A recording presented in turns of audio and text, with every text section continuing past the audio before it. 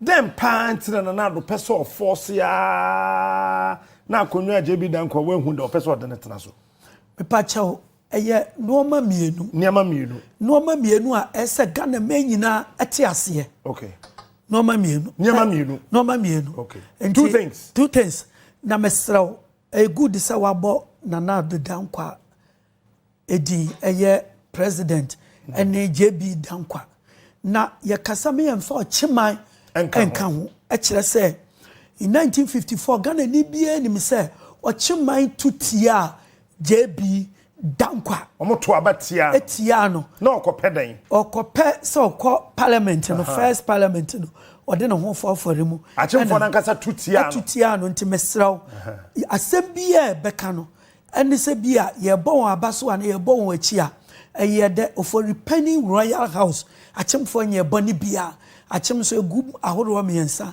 ye wabu akwa eno na ye ka won asemi ye wo bosome ene ye wo kotoku ayi ekufo adomo ene Dankwa mo de no ye achem ebu akwa ena meka se mo bi emlemu na omoto won aba ma CPP omo anto aba ma Dankwa to omoto aba tia JB Dankwa tutia no nti enenso ni omo eno na people teacher be woni ye no obey people so those days and there always I no one in you wafa say no people teacher then oh tutiano omututiano Asian ojo olukura that time you say ikrobodu say ekodi 3 months wo year campaign ema ya tutia JB Dankwa enti yama Ghana for enti ase na fenso bibibia sa busuya na hwehwe no omo mpemfa nko achimo hwe Rollins ba ya na yese o yet tribalistic. And indeed he was. Ghana they are yesuro no kreka. Aso jani police ni be bia e wo fo nko ana na ye fa won. Na nya ni fiefo.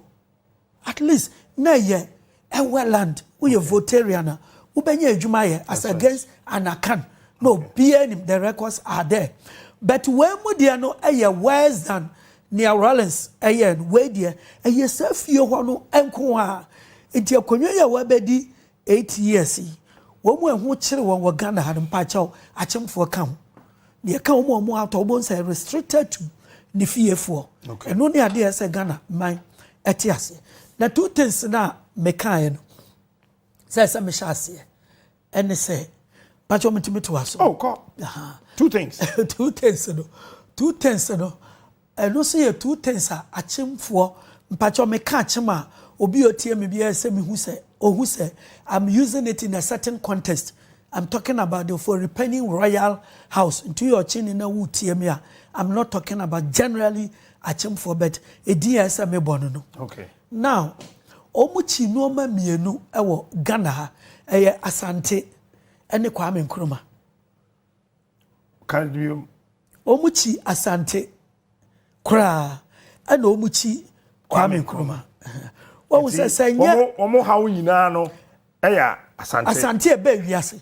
Asante ni hwa ko mo adwene yon so omo di akanfo nyina so omo adwene no. And for that matter Ghana hina. And Asante o to kasa no wato sabi. And na ne o mabufu kra so ba bi no ka twi a. O se wo ka twi wo Ghana ha first and foremost you guys say Asante. And no na ha won. And na face politics no. Say nya Kwame Nkrumah. Ko mo adwene yon say JB Dankwa. Ebe for this country. Inti noma mienu na wo history mu Ashanti Empire ayanka Achimabuakwa Empire and the preeminence of Ghana, the founder of the nation.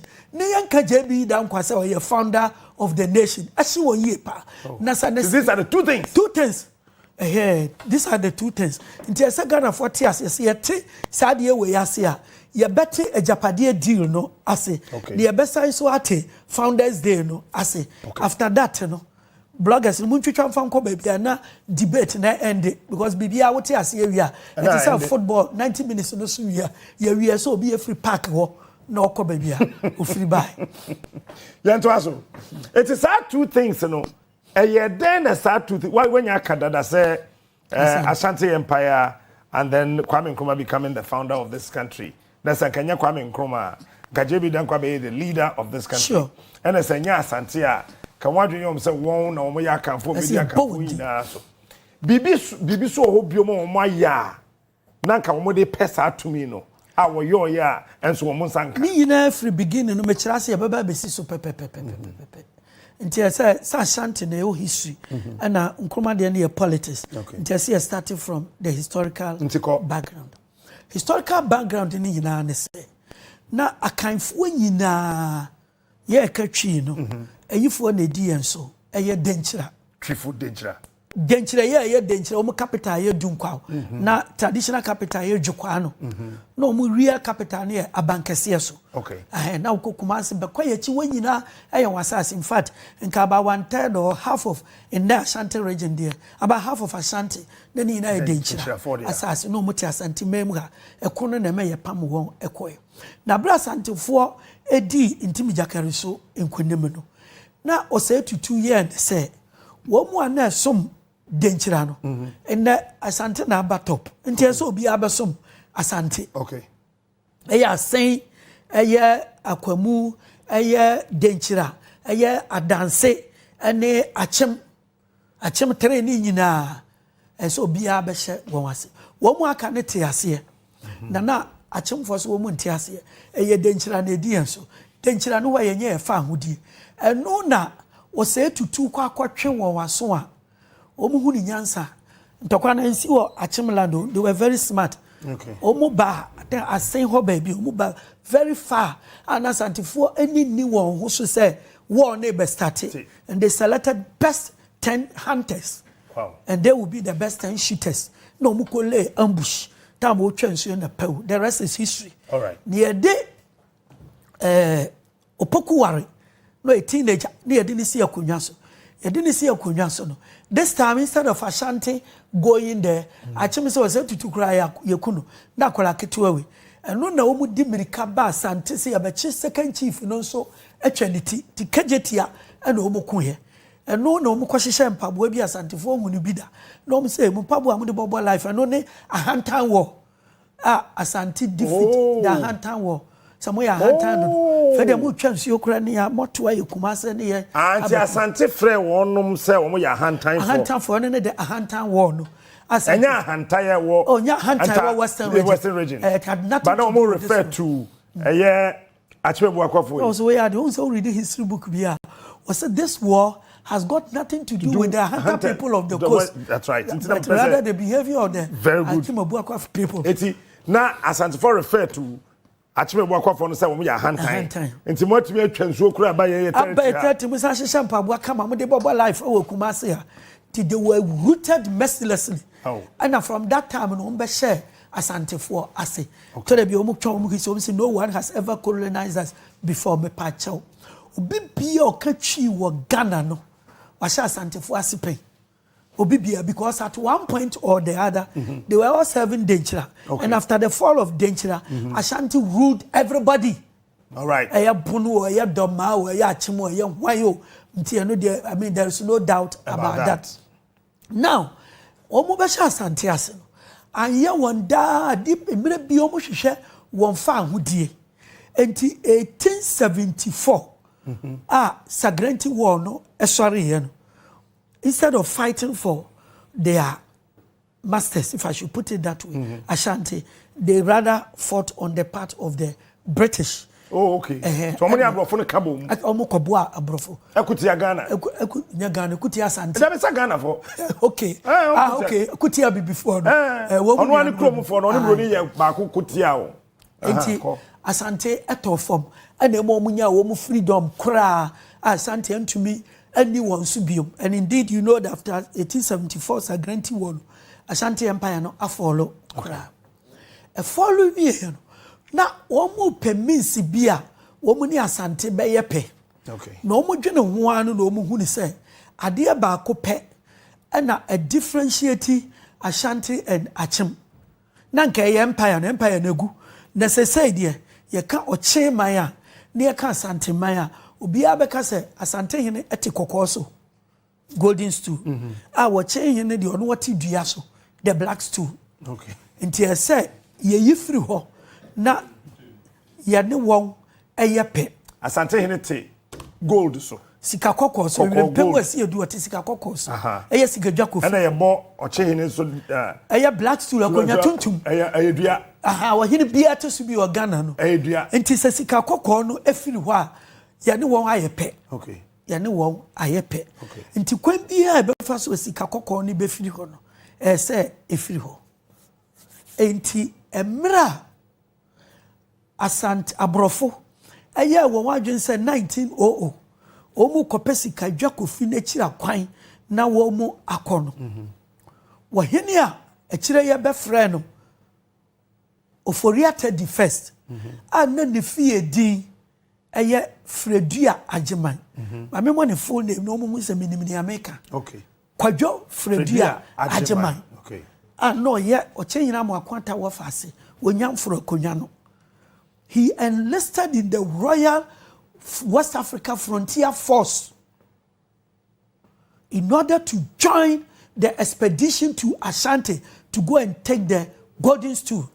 Oh, okay. He thought it was genuine. When he said, yeah, my wife catch him, said, where's the Muhammad? TV so I'm used to, I'm painting you so. And in the America, and say, na ka person kan your wife in pedo me kan je say na te say maka me kan na me ka say hypocritical say no one but want also hypocritical was ya was bu ha etie nipa bi ntie ama me nyu hypocritical dey ntie obia e wo dey ntie obia nti ne na nkofo asantefo fi say na nanu adwuma na wo ye ne very genuine na ka won na me dey prepare defense and by wo no dey wonim ne na wo ye ti nanen eba wie ema bibia ye kama obia kura nim say enche bia about 3 years ago or 4 years ago say to the second or tier konwesi oba chebi ni speech ni mo kan say ni ntira ma ba ha no me beda mo ase ne mo nana eye ma me a na me nana aka si shell no tumi bu ama ye de no e bad me pa cha wie no me bisa ahemfie ho fo mpanimfo ni bisa munim history no mo si ye nim na mom at least eye kobre e na okuma Britain e na ni bre oba be fa golden stool akọ ni nyina anyeye no on record nso no okasa say yemfa asante hene emra enti ni oye kane no se ye ne na nkoko ho ntokwa ni oye na kire no na se ho say ye de ma no enti wo mu nimpa but sabe wo mu nyina smart two sides ni nyina enti wo no se say ne ba oba no so ye hypocritical because attitude there no onu say the same hypocrisy when him pass a fair papa ne there no the cover bibi onu so share that by onu so me share that mra meka bibi nti ni na ya agro eboa e mo man ni nya koreye na ye ko yanim na achema bua kwade megide senka wo kan ya katwi ni nyina anka omu ye smart chain obia you see plan no mu ye say wo mbema asante atofom na omuni ye yina ye pena if possible e beba wo anim no they didn't give up that plan and the next plan was that the bia yemfa ye ho anje public service mu sane ye beba broni no it's when the traditional one more or less failed, you know, they saw the next plan to be either politics, public service. Na masante foko chichiri krobi woti na voter rejefa na sato ana krobi o man bi afa ne sahwi esa awie te esa awie de a ana esa to atwade a sahwi na no esa awie sahwi ana ukọ oti krobi de asa esa to atwa enti se esa awie de a afa se ye trans for development enti as chemfo ne se esa no awie aba na wie ye de a yen scheme bi foforo. And what was the scheme? Yen fa yen ho foreign public service mu always be close to the government.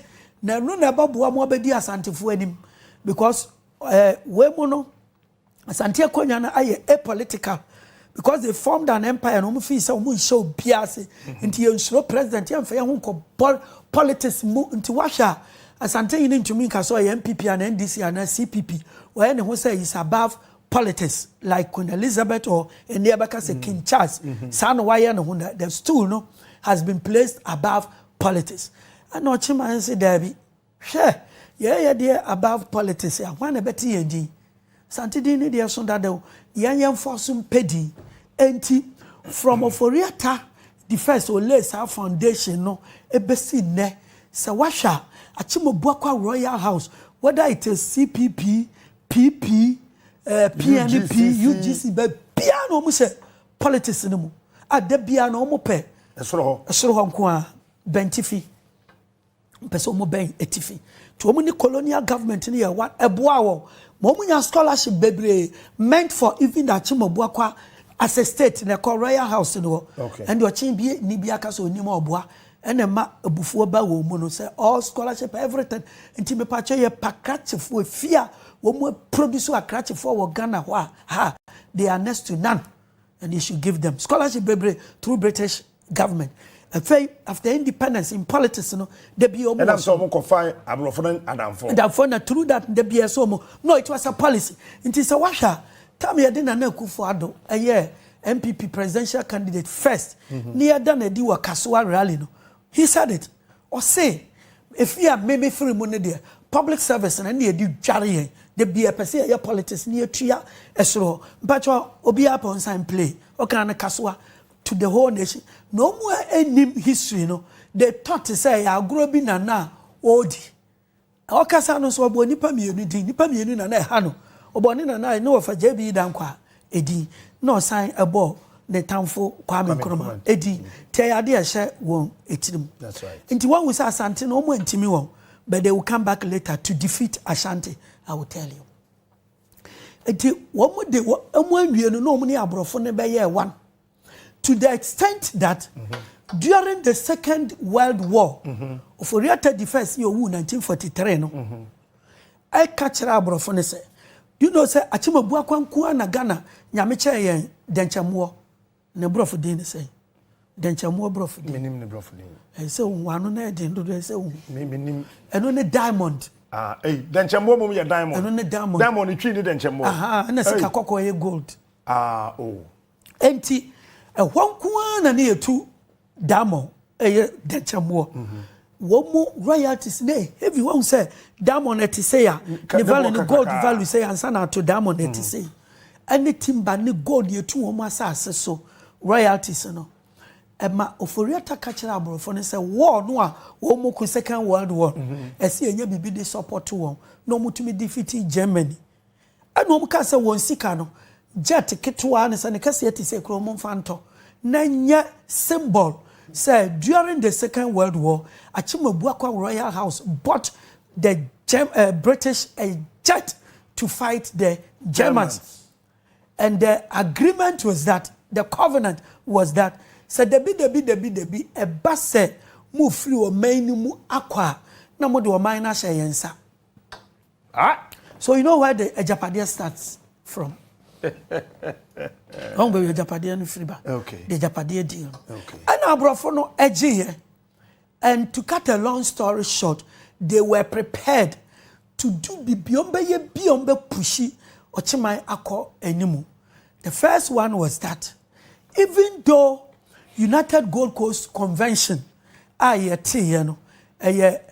friend is saying, and the market of this year, pa grant na etie, and obie ni me say, or no, ye chairman and the coffee by na bankroller na president.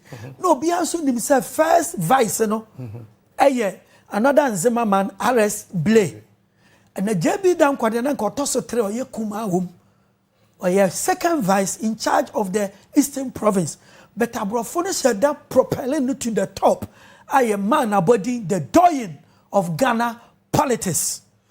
I'm sure everybody knows that title, the doyen of Ghana politics. I think that was when they did the Western Commission of Inquiry. No? Report to Numuno. He said the doyen of Ghana politics. The 1948 trials. That's right.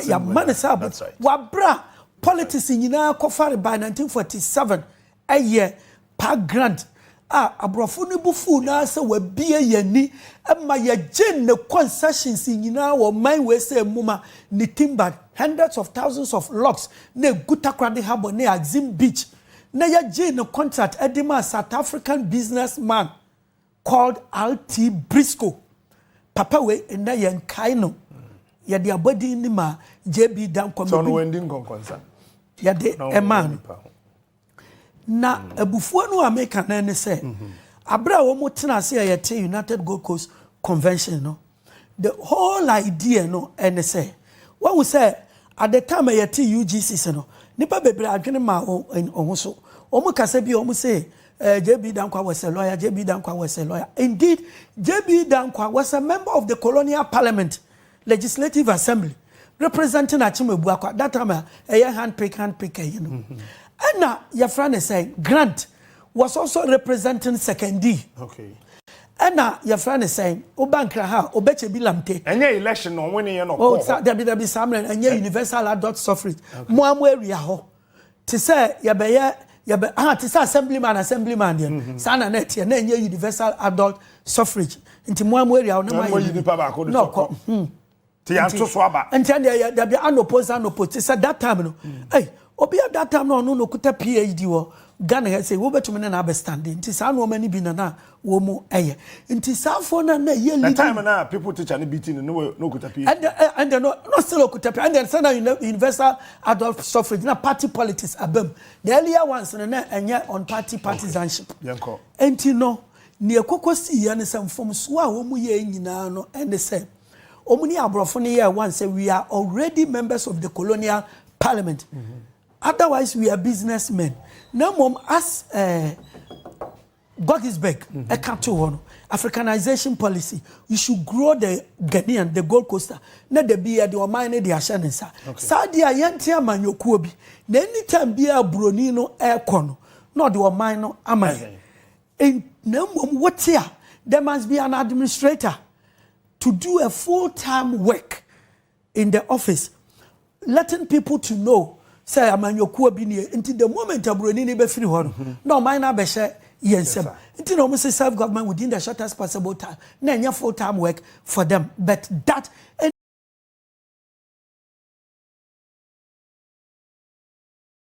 UGGC no be your first leader of this country no. Kwame Nkrumah beje fahudie no. At my 1951 election no.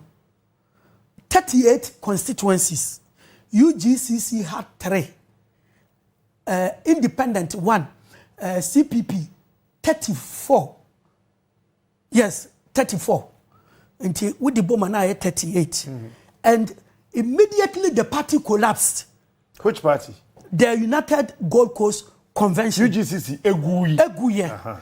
Until the Samba Stand election 1954. And then the Wafasi on the ticket of CPP. Ewini. Now that the Wafasi people teacher no. The Wafasi people teacher na. Na ben woni ono okuta PhD. MPP lawyer no or kasa bebrebe no kwai fani say. Obi boy. Debi young guy or ko Wuntumi station no. Mosa, that should be his father. That should be his father. Okay. Enti sasem we see no. Your friend is Akyim Ebuakwa Royal House ye pa. After say JB Dankwa lose election. Because onu na oba be your mampani. No lose election. What was say oko parliament you know British under the British Constitution no. Nanke obetumi ya no either opposition leader or leader of the government. Ewo ho. Omu yi one from the minority party and the majority party. Ye bibia from parliament. British Constitution no. Westminster there. Until once you lose, it means you are out of politics completely. Okay. And as Antifono so a sideline no because of the age-old enmity between Asante and Akyim. And untino Asantefono no mu ye CPP for na 54 election no and omu kokote NLM. Omu say yate ye ho FCPP.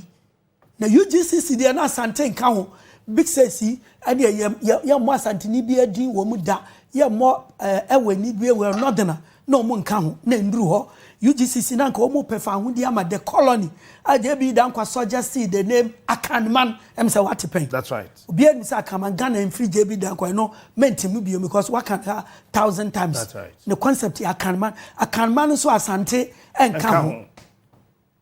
Wait, mama nka ya meye politics so okay history na say history come here lawyer enti asem we na no meba maybe you so me aka ne de more than 2 tests ko we dey can you reach na obetba enti ekoba asa no na che se Kwame Nkrumah be ye prime minister na de san ye wabufu ni say asantefo who secret no na the most foremost Akan politician instead so mbefa no JB Dankwa and asante for prof far obi obetuma challenge Nkrumah na achemfo na adwene on so obi betuma challenge Nkrumah nka enye Dankwa na asante for nse da bi ye this year ewa ha won se samra no Ashanti Ahafo and Bono na one region na Bono ni Ashanti West and na Asante ni in quote or ye Bono ni by part of Ashanti region and only Professor K.A. Buzia and Asante Fono Kofa ni ba be lead one party until at independence the leader of the opposition was Professor K.A. Buzia until nature said Dankwa de ye good anymore see what politics mu Emma according to Dr. Joe Apia Proceedings of the Ghana Academy of Arts and Sciences, 1974-75, pages 28 and 29. She achima buakwa to the stance or changing any friend, and he bought a konya de mano, chebi, a konya de trafo hene of the achima buakwa state. And that was the highest political achievement when and son oko womb, I think 1965. Enti hano se who say the first reason enti bema obibi ofri efie ho ni bubefu Kwame Nkrumah no ene akonwa no a JB Dankwa enye ndi wabra omuni abrofo na ya agreement se kwan bia so ye de bema JB Dankwa to the extent say 1950 Kwame Nkrumah declare positive action na ye de ne kwato prison no JB Dankwa made a statement, thank God the wolf has been caged. Thank God the wolf has been caged. Kwame Nkrumah. Ntina chese oba bedi o mampanino. Oba benya edi. Unfortunately, Kwame Nkrumah APA 1951 election. So JB Dankwa referred to Kwame Nkrumah as a wolf. As a wolf. At the same time, don't forget earlier. Wolf Pateku. Okay. Earlier on, lawyer come. I don't want to what they call lawyer. Intimate to us. Enti se washa Kwame Nkrumah na ama abrofo no ene achemfo agreement no mu ye no ameb se nya Nkrumah nko mu nim kwan ombefa so a edi akonwa no ebema ye frɛ ne sei ochiman this year JB Dankwa. Enti from that time no na so mu hu no kwan ombefa so a akonwa no ombenya edi. So womu de won hu bebo 1969 election ne de na santefo di won hu so womu adwene ma sa adwene na ba achemfo atirim na ni won tirim. Okay. 66 election 69 election no yenyin film 79 third republic de no ana achemfo no ekwadwane asantefo really for the first time because Ashantis were on their own. If anything impa nanka omo ni Asante ye one nanka say ye NPP Northern People's Party and the Voltarians voted Togolan Party omo mi ensa na kambo omo na form United Party na UGGC inka United Party. Well, that means Dankwa no nka UP no eho nti Asante fo ntie no mo mfa won ho adwene no mo enka ho na ye ocheman no. They are very smart, and I'm saying among the tree speaking people, no. Mommy yen to me say, I came for a sharp, a smart, a chain yenina, omu yusu, omagine chain yenina, omu agin cassia, a chain yaya, yakano, and nano, and a yachiremono. Now drink cassia no more the other. I drink cassia no more than your man penny at you. Your man penny or your money. I drink cassia, there be Nippon or so, or mine are fine, I don't know, G.I.N. And then I make it to one drink cassia, and I drink cassia, I am finding the pa.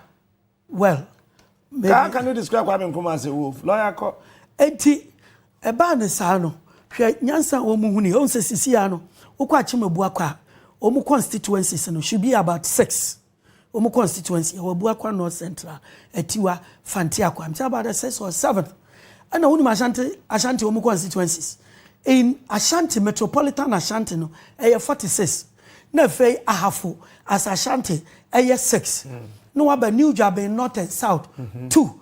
Okay. That's a CC number 54. Now loosely no kwawunsi Asante that should give you about 4. Until Ebabe Kanhua. Nature say out of 275 constituencies, Ashanti and then external Ashantis ni na Kambomwa omu no almost 60 constituencies almost 60 and obi there at least 6 or at most 7 and who say onfa ne ho mebo okay in an otherwise unequal alliance to say wahu eyibi anansesem bi no a akwawe enifraini no ono enamo eno se owu ani afra na sabe cripple no ba fine no cripple no ono ntena wo kon so na fa ne kwa afuom because ono no kire wo kwan te cripple no wunyansa se mama nso wo nsa fa mi se wo kwan ho na yenko na bia nsuo ho na yetwa nsuo no na ya mre nti enifraye ni no for as long as say opeso oduru afuom ho no say osinyansani ne kon nya osi nyansani ne sin ko nti na che say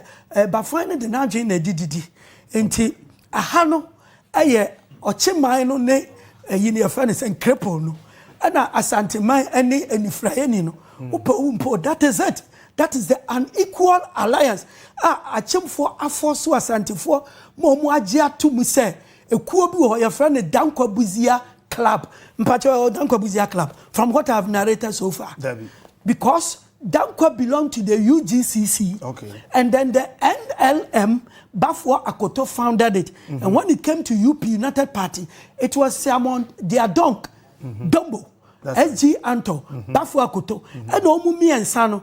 Yenkwa obi obeba be ye leader oh kuta superior education betuma face NKumah with the superior education and only ka ebuzia nti na chese Dankwa de wombe but nkrofo we kuta adwene kase se ye twe yen ho a would say so 7 constituencies even today out of 275 that ben nipa ebeba be the president of Ghana na mo yanya ne se fretiti nyina ya wa Dankwa Buzia club enti mo asanteman nyina ni srem asanteman ani sremfo nyina momo de anu Buzia na ye achemfo nso de anu hwan Dankwa ye nko aye wo baako ba mo aka nyina no so baako Dankwa Buzia nti what we say 79 election no and omo propose to Ashantes say big six ni nyina ewu big six no na yi wo ho eyi ti ase by any big six bia ye ni bis omo yi me ko ho ne no omo de ne say big six no that imaginary big six no mienu na CPP fo Akoagye ene Kwame Nkrumah. That's right. Na Akoagye not ase no CPP ni na ye fra ne say wo mu aka na ye UP fo na eyewu obi ewu aka pawuri into the automatic leader of the mateme ho ye fra ne say tradition na santifo ne say dabi na we di oba mu say eno na omobufu yi omokokote United National Convention UNC eyensa eye clean. That's right. Amma Paul instead of joining the Ashantis PFP Vito Usu Popular Front Party ayen sonoma omukwa join PNP for President Nkrumah's party. That's right. Amma PFP elusu here. Now that Republican year two no about fourth Republican omode Dankwa Buzia ne bai said your friend is Akwawe Vito Usu no a leader oni ho and a Paul is a leader of UNC when you ho somebody nipa ede omo ye na nyame boae and this man a standing politician then Professor Edubuahin or your chini of your CM obey a presidential candidate na election no 1992 omo bokote te duru 96 no and nkrofo say okay I say eduru mu 10 anya hwe nti omo ye ya bukofo ewini ye na ye fa ne say akufo na akufado elusu ye e wo sunyane. That's right. But was say anya hwe enduru ye nso omukwa ebeba ye nso yeso nti at the Legon Congress no PRC say eduru ye so to the extent even when there was a tie omusan to aba no omukwa negotiations ema papa ye fa ne say Alan epeni ba bi tena ma ye de ma nana akufo ado what was omu kuta adwen kase e mbere ne du ya yes akufo ado nso ti ase say no eduru asantefo no eten no. Do you know what he started saying? Kokuma say catch asantefo say your tradition no e yemiensa e Dankwa Buzia and domo timesramu e wo mu say asantefo yemfa esremni nya ye leader de e pen de nso eduru wonso say ye de akonwa no e ma domofo na so Matias Bawumia is the presidential candidate of NPP representing the Domo faction now Akyim for unrecognized dano in the instead say Beko Asantini ho enko ceremony ni ho